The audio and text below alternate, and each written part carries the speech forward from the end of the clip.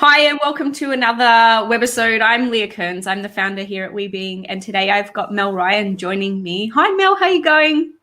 I'm great, Leah. How are you? Good. I'm so excited to have you on to share more about your work and who you are in the world and how that comes through to show up, and especially to celebrate your upcoming module that you've created with us as one of the creators here at WeBeing. Yeah, it's so good. I'm so excited to be here. It's like a dream for me to be able to move to a new space to connect with people, and having written a course that I think is going to help so many people, I'm just so excited to get it out there. It's really good. Yeah, I'm super excited to see it go into the world, and especially after how well your book was received by so many people previously, and knowing that the journey that we've taken through. Originally, when you came with us, you came with the intention to actually translate the book into different modules for the course, but explain to me a little bit how that journey took a different direction for you, and how your response to it was, and what you've managed to work through as part of that process of that creation energy, and now where it's ended up. So for the longest time, I've probably said to anyone who knows me, I want to turn my book into a course and a workshop. And then I decided that I was going to turn it into an online course. I thought that would be amazing. And instead of chapters in my book, I made it parts, because it's just part of the style I have in trying to get people to think outside their square and think a little bit differently. So I do things very differently.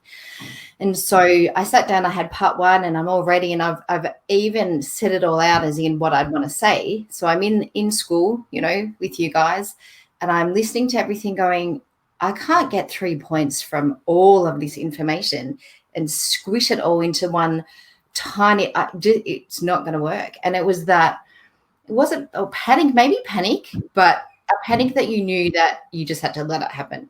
So it's like everything just changed. And I sat there going, fuck. Am I allowed to say fuck? Just going, sat there going, oh my God, I don't know what I'm going to do. How am I going to do this? But I know I want to be in this space, and I know I want to work with you, and I know I want to make this magic happen, but I don't have a plan now. So I had to just go back to what is it that I really, really do.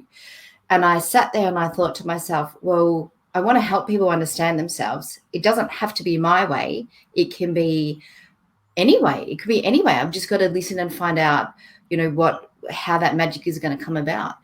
And the beautiful part of that in this is when I ask, I had to ask myself a question: what is it that people need the most that I think right now in life? And I sat there and I thought, we don't know how to listen to ourselves. And then I thought, because my whole life is all about finding out why, I went, well, why don't we know how to listen to ourselves? And I came up with guilt. And I thought, there it is. That's what we need to work on. We need to understand guilt. We need to pull guilt apart, because we say guilt flippantly, but we all know what it is. But the impact it has on our life is crazy. It makes us feel bad. It prevents us from doing things. It makes us feel scared of things. It makes us compromise ourselves. It just controls so many things, and we don't understand it. So I thought, I need to pull this apart, like really pull it apart to get to the bottom of the bottom. And that's kind of my style. It's like, why? And then I'll ask why. And then I ask why. And then I ask why.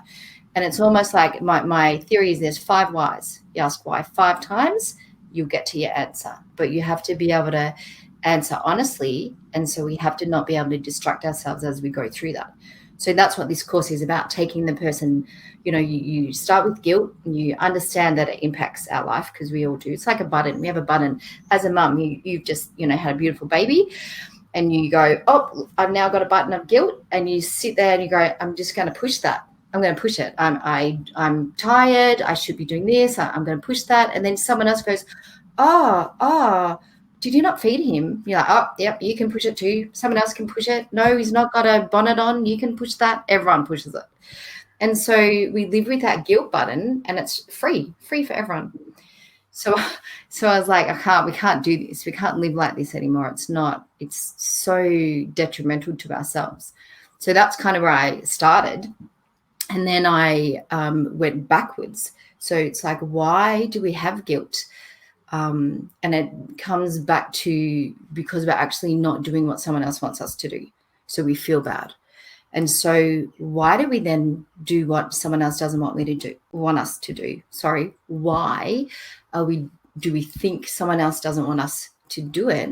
And it's because it comes down to it's a rule. It's a rule from somewhere that someone made that we've had in our life all the time, whether it be from school, from our parents, from society, but we're layer upon layer upon layer upon layer of rules that we live by. And then it comes back to, well, why do we have the rules? And it's for us to, do what someone else wants. Why do we do that? It's because we want something from them. We have to get something from them. There has to be something in it for us. And then that comes back to the fact that we need to get love off them because we want their approval. I want good girl. I want well done. I want you're amazing. Thank you so much. It's so beautiful. Like I can't live without you. And so we get dependent on that. And that's because of the word that comes before that, which is selfish. And when we're little and the first time, we're introduced to that concept selfish, you kind of want to die inside and you never want to get called that again. And that's how I was brought up. And that's how the generation that I know was brought up. And unfortunately, in lots of ways, that's how, I instill guilt in my kids and, all of that kind of stuff. And I can hear it coming out of my mouth and I laugh. I'm like, oh, I just did that, didn't I? So becoming aware of that, we still do it, but we get to change it a little bit now, how we live. So that's how I started. And I went all the way back to, the start and then understand selfish. And then how do we turn that into the positive to become self-aware and then to be able to lock that in. And then you have to go all the way back through that and you add the skill and the strength to understanding it. And then you go the other way and you go, all right, now I get that. I can say no, or I can change something. And then what happens is when I go to say to someone else no, then I need to be able to stay in my no. And I'm not going to be because I get manipulated, because you're going to use words that make me then go back to feeling selfish. I'm going to feel like I'm not getting love. I'm going to feel disapproved of. And I have to be able to not cave in, as I call it. So then I came to the creative learning opportunities, which means we actually get to, if we know we're teaching someone something else, then we get to stay stronger in that space. So if I know I'm helping you by teaching you a boundary about me, or I'm helping you because you can now become more independent, I'm helping you because you now don't need me as much, which frees both of us, then it's easier for me to stay stronger in my no. But the next part of that is then the person that you say no to is going to have all out tantrum. And a tantrum can go from how dare you to, oh my God, you're the most selfish person in the world. I'm going to write you out of the will. Like massive things. People do massive things. And we then get a choice. And that's the key to this. The choice becomes ours when you understand it to go, all right, well, I really don't want to be taken out of the will. So I know I'm going to say yes. But at least this time I don't feel sacrificed because I know I'm doing it because I actually want whatever that fortune is. But I'm still in control of it and I can kind of get it a little bit more on my terms. So we are caving, but we're caving a different way because we're self-aware in that space. Or we turn around and go, I don't care. It means more to me to actually get my life back and not be controlled by you. And my creative learning opportunity is teaching you my boundary, that I'm still saying no, regardless of what you throw at me. And it's amazing. And so the whole course is little bits and pieces of awakening to all of that. And I suppose my what I want to do is to remind people how to listen to themselves. Like we know we feel bad when we can't say no. So we are listening to ourselves, but we're not because we're not then listening to ourselves because we're doing the exact opposite. Does that kind of make sense? Yeah, totally. So it's all about getting people back to that beautiful space that, oh my God, I've got a voice. Wow, I know stuff about myself. I'm going to start living from this space because this space is actually not only where I get my power back, but this is where I get to feel genuinely loved because I get to give it to myself. It's where I get to make choices in my life. It's where I'm not conforming. So the more I get to listen to myself, the more I mean, I was going to say happier I can be, but it's such a, a word people don't understand, because we think happy comes from I get something from out here, and it's not. It comes from in here, over the more peace I have with no matter what happens in my life. So it's like peace in chaos. It's that knowing that, you know what, it's going to be okay. I've got this. I understand this. I know where I'm going in this. I've got my back. So everything I do is from that beautiful space, that we're meant to be our own best friends. We're meant to know ourselves. We're meant to know everything about ourselves. And then what happens is we don't. We live from everyone else's perspective. It's like if when people say, if you died and you went to a little space and you had a little chat before you go on to wherever you go to next, and you'd sit there and they'd go, okay, let's review your life. And so you would start talking about all the things that happened to you. You would talk about events, you'd talk about your trauma, you'd talk about people in your life, you'd talk about what had happened. And you'd finish, and it could go forever, like kids and parents and this and that can go forever. And that's how we exchange our life when we meet people all the time. But from your soul perspective, it doesn't care. It doesn't care who's in your life. It doesn't care what happened to you. It cares about how you understood it. So it means that, say, how do I explain it? Say your dad left when you were 3 years old. So we would say that, and everyone's like, wow, that's terrible, from that real earthy space. That's really bad. From your soul perspective, you feel abandoned and you feel rejected and you are lost. And so then the next step in your life is to look at something outside to replace that. And so we keep trying to find what we're looking for from inside us, from ourselves, outside of us. So we chase it in our life, and then we turn that into our life quest. Like, particularly, in jobs and stuff, if you look at what people do for jobs, there's an emotional reason why they pick it. There's an emotional reason why we do everything, but no one's ever given us the answers to be able to step backwards to look at why. We don't go backwards to look at why. We just go forwards to try and get a feeling of someone else.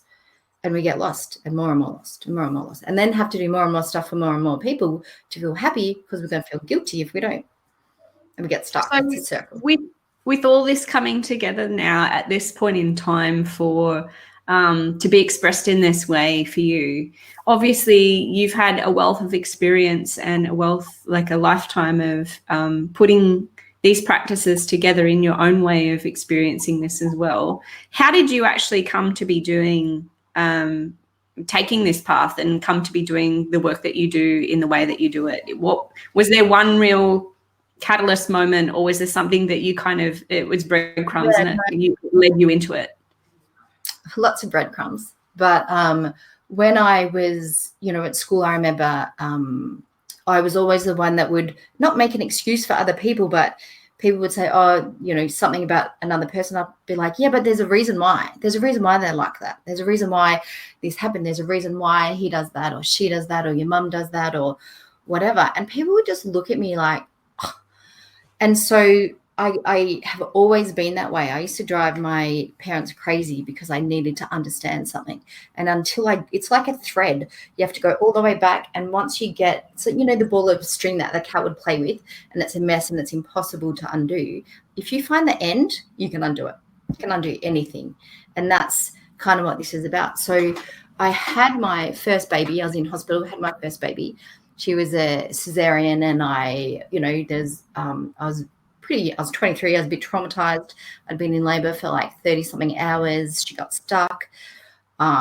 Anyway, all that kind of story. And so I'm in bed, and this, my beautiful baby's screaming her head off, and I've got no confidence and no idea what I'm doing. And a nurse came in and she said, oh, I do kinesiology. I can, help you if you want. I'm like, well, I don't actually care what you do. Just stop this child crying right now. And within 5 minutes, my baby's fast asleep on my chest, and I felt completely different. And she explained to me what she'd discovered as she was working.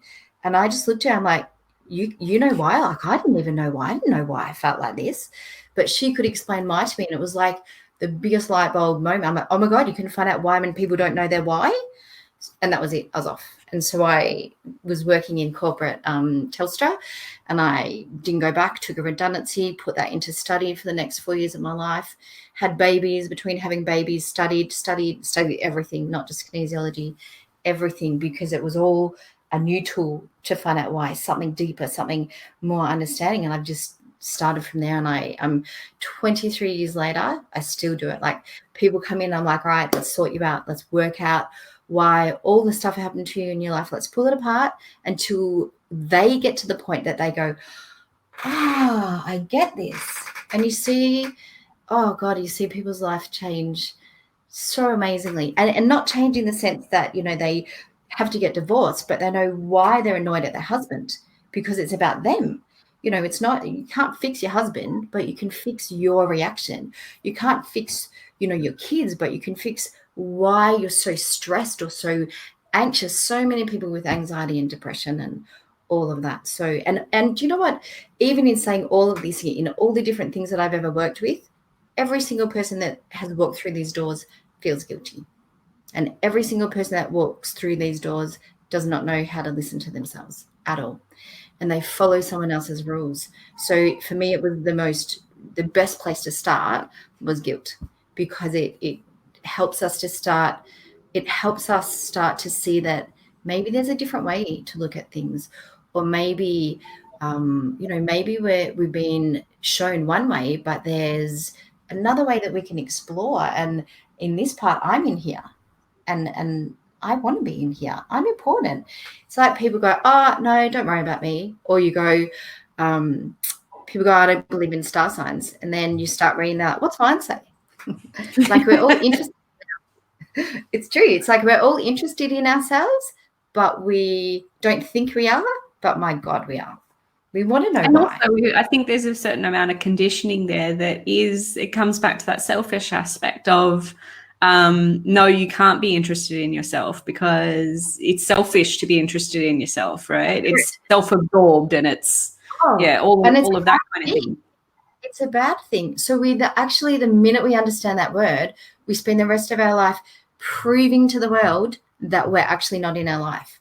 Yet, and I'll challenge anyone on this, every single thing you do in your day is for you. So you would get up and you would decide what undies you wear. And you do because you're like, oh, they're more comfy. Unless you're 18 and you wear the pretty ones, but you decide that again for a reason. And so then we decide what socks we wear. We decide what when we have our cup of tea or coffee, we decide every single thing we do in our day, and it's for us. Even if I decide to cook, say, my kid's favorite meal, I'm doing it, and it's not for them. It's because they're going to go, oh God, Mum, yay, thank you, I love you. So I get something. So it's teaching people that we are in our lives. We just do it like this. I'm just pretending I'm not here. I'm not acknowledging that I'm doing anything for me, because by God, if you called me selfish, I would feel bad. And so that's when we turn the selfish into self-aware. It becomes easier because we start to use the key, give yourself permission. So give yourself permission to acknowledge that you wore those comfy undies, that you love these socks, that you want your cup of tea. But now let's extend it. Let's get your cup of tea and go sit on the porch in the sun for 5 minutes in the morning before you go to work. Wear your slippers to work, you know, when you drive, but remember your shoes because it can get awkward. But so many things that we now, once we know that we give ourselves permission to be self-aware, we take it further. We now become in charge of making us happy. Now, when we do, if I come home happy, it changes my whole house. How was your day? Oh my God, it was awesome. I had the best day ever. I had so much stuff I did for me today. I listened to a podcast in the car, all of that.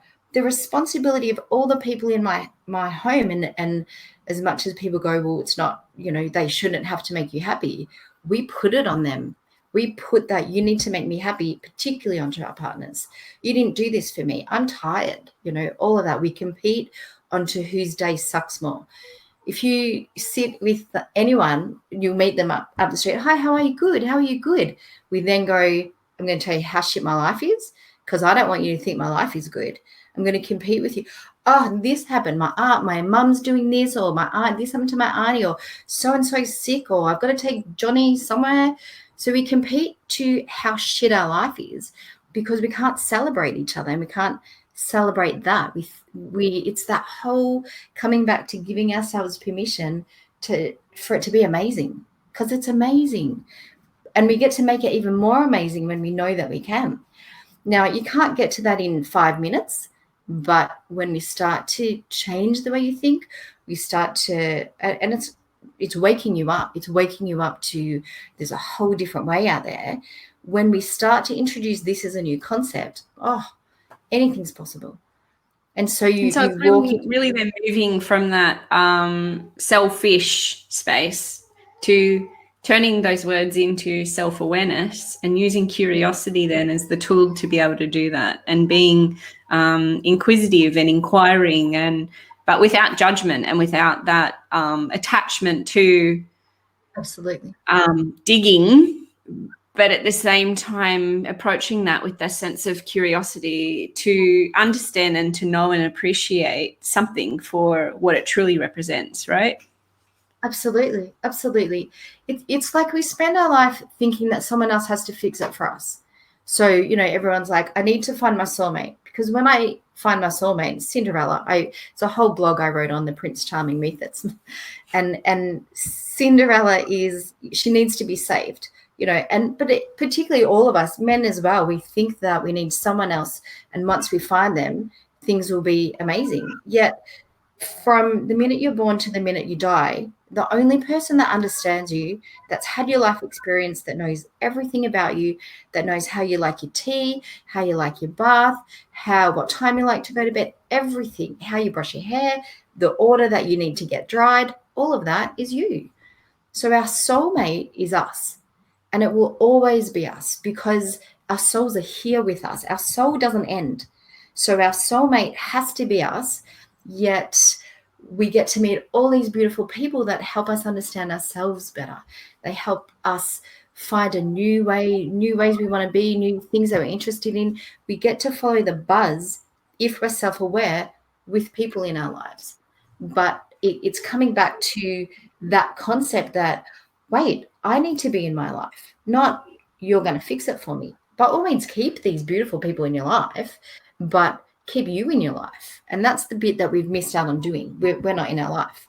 And this is the start of coming back to being in our life, because it's so exciting when we are. It's so much better. And do you think that some of that stuff starts when, obviously as a child, there's attachment that forms with your caregiver, and with that then there's this association that this person is doing this thing, both unconsciously, there's to help me survive, but then there's also following that person into whatever their suggestions are. So it might be that your caregiver suggests a career path that that they think that would be great for you, or that they see a certain talent in you that they didn't have, so therefore they encourage you to take a direction, right? And so it kind of becomes that external confirmation, validation that you're moving in the right direction, because that's being validated outside of you. And because the skills of being able to be self-aware and self-assess are not necessarily shown to you or even exhibited to you. Yeah, exhibited to you and shown. Yeah.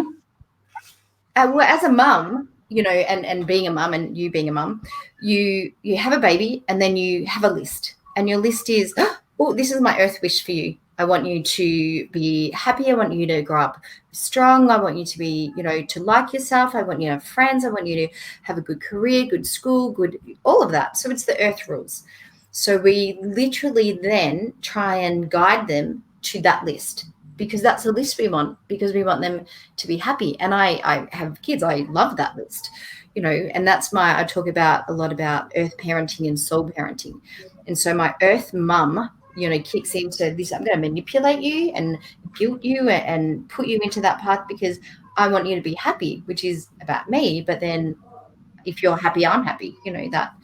And then the little soul is like, yeah, but I want to understand myself. So I don't want to be, a teacher. I want to be an actor or, whatever. I'm like, no, you can't make money in that. What are you doing? So it's all of that. And it comes back to, there's a beautiful part in that we want the best, but the best is what we think, and the best is based on the earth ladder of success. Now, the earth ladder of success means that when you have a good wife, good job, good house, good, that you should live happily ever after. And I can absolutely assure you, for the so many people that have walked in here and say the line, but I have everything and I should be happy.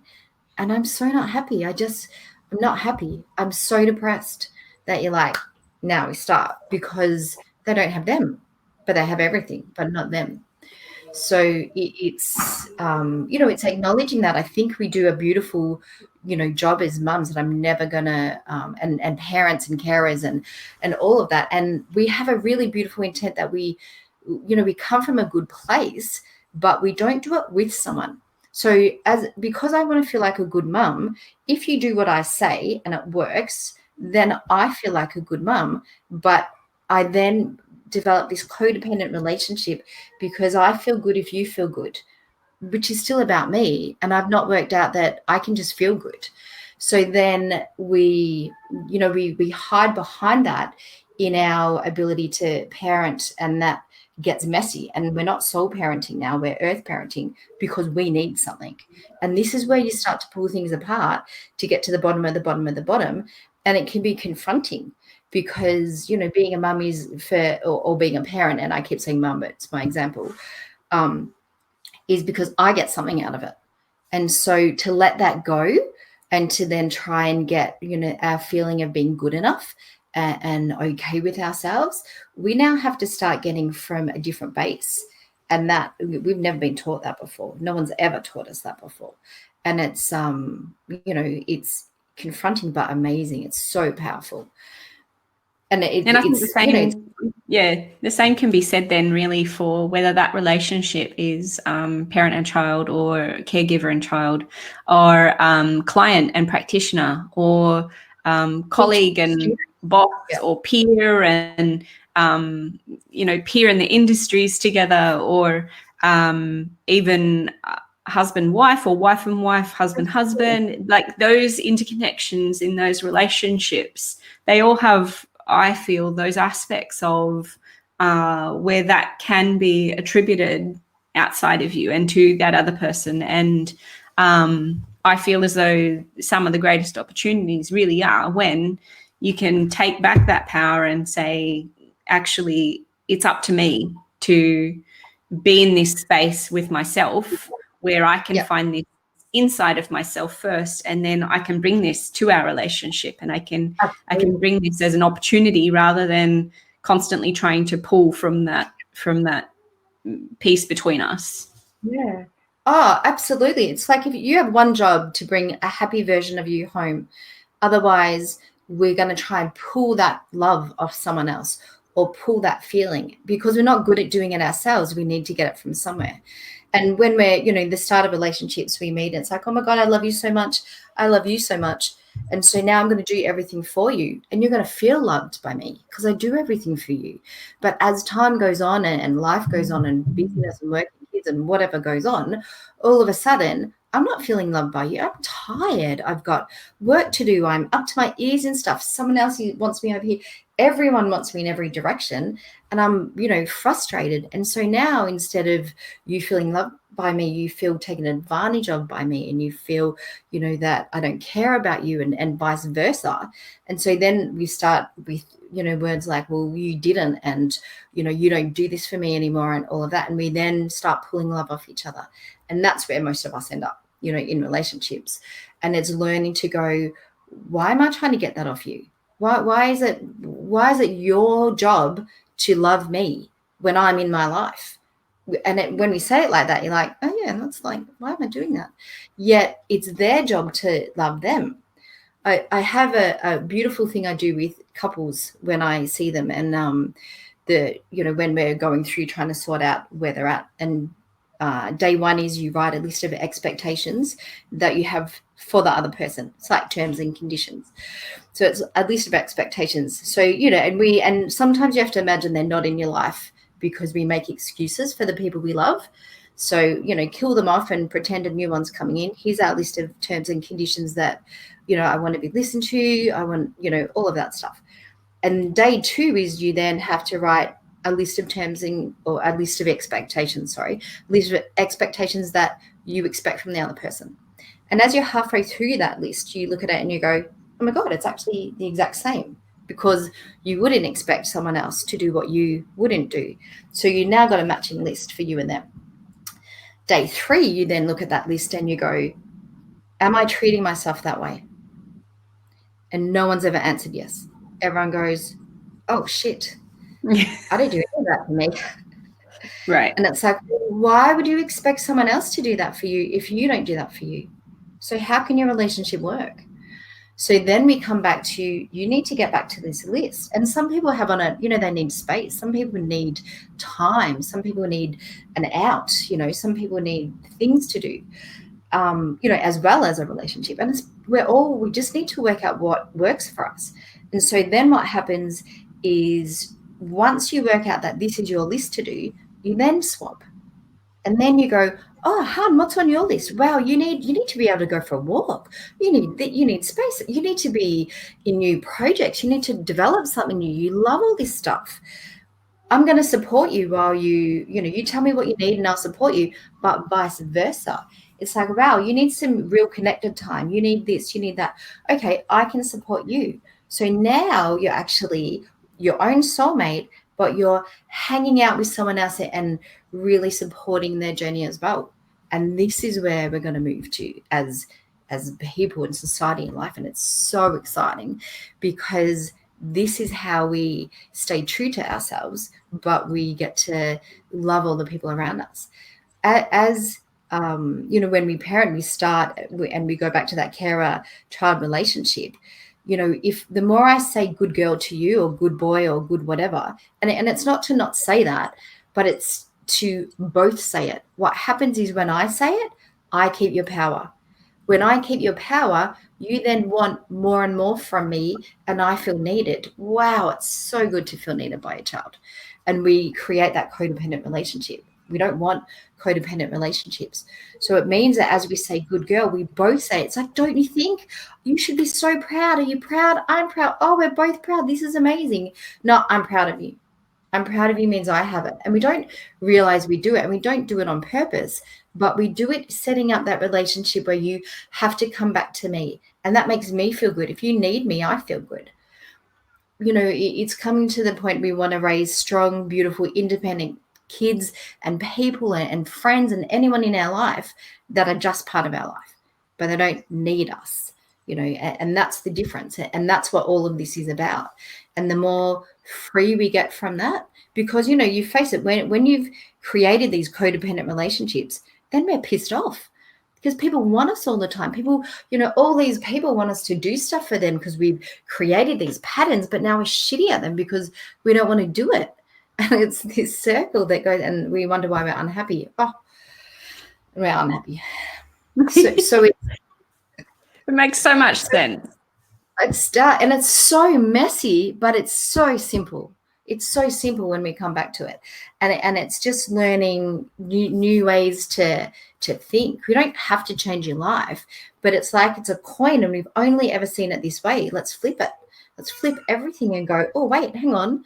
There's another way. There's another way to have relationships. I don't want a relationship where it's based on you have to love me. I want a real relationship where I can challenge you on stuff, or you challenge me and go, babe, you're going to be a psycho. Go for a run. Yeah.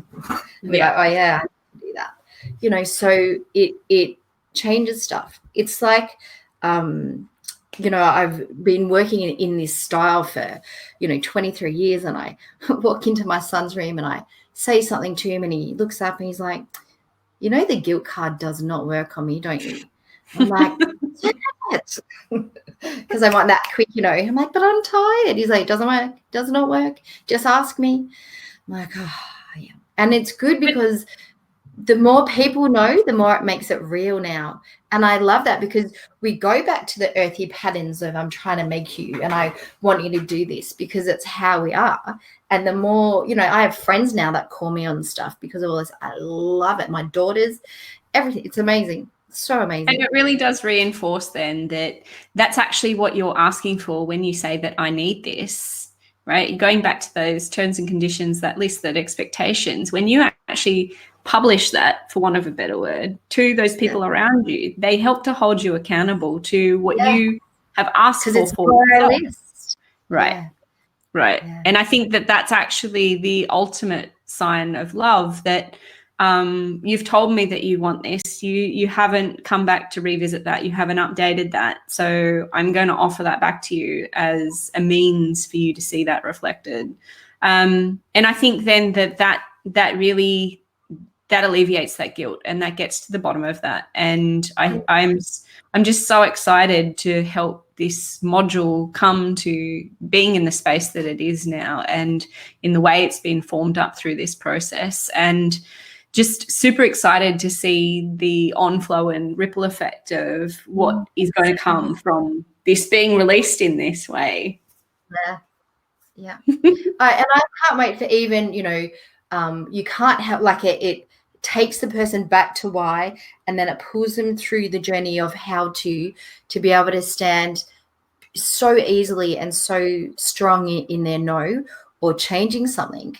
And then there's that beautiful printout at the end that it means that here's your little card that helps you, then this is the process you go through. So you could put that on your fridge, and when you're speaking to your mother-in-law and she's asking you to do something, and you turn your head and you're going through this, and you're like, no, still no, still, oh no, I'm still no, as she throws the tantrum and all that. And you're like, and I'm still no. Okay, thanks, bye. Like, it's exactly so it's an ongoing. It's not just a one thing that you do once and you forget.